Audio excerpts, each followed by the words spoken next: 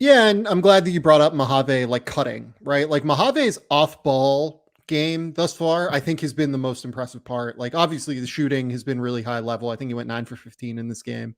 But he just cuts and moves really, really well without the ball and knows where to be. He puts himself in dangerous positions constantly. And he looks like a real second round prospect. I think that that's the thing with this Ignite team, right? Like they have Scoot Henderson, who's going to go number 2 overall, number 3 overall in this class, probably number 2.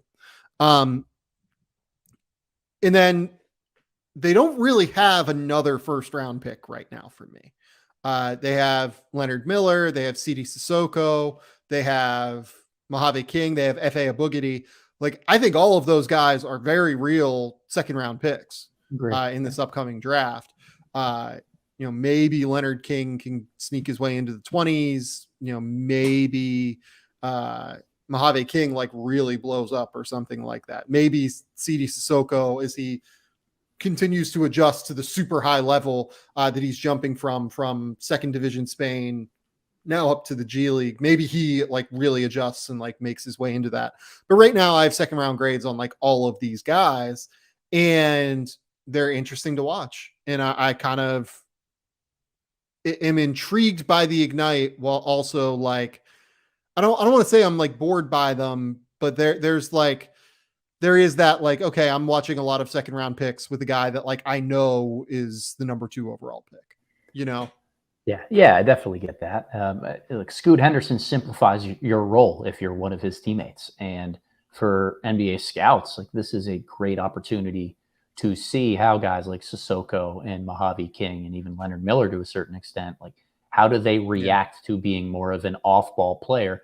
Which ones are going to acclimate to that role first and easiest? And King has been that guy out of the gates. But there's also something about what other roles can they play when Scoot Henderson isn't on the floor. And I think that as the Ignite season goes forward, they've got to find ways to do that. We talked earlier, they showcased Leonard Miller a little bit more when Scoot is off the floor.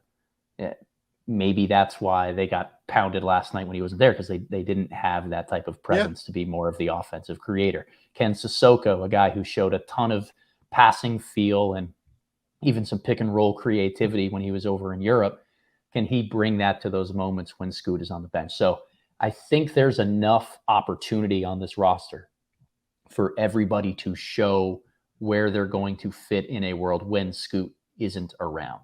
But more important than that, none of those guys outside of Scoot are going to be number 1 options in the NBA. So they really need to show how they play next to a number 1 option. And that's where I've been most impressed with Mojave. Yeah, no, I totally agree. Okay.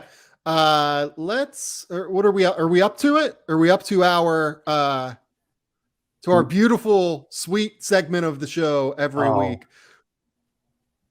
It's Tank Watch time, baby.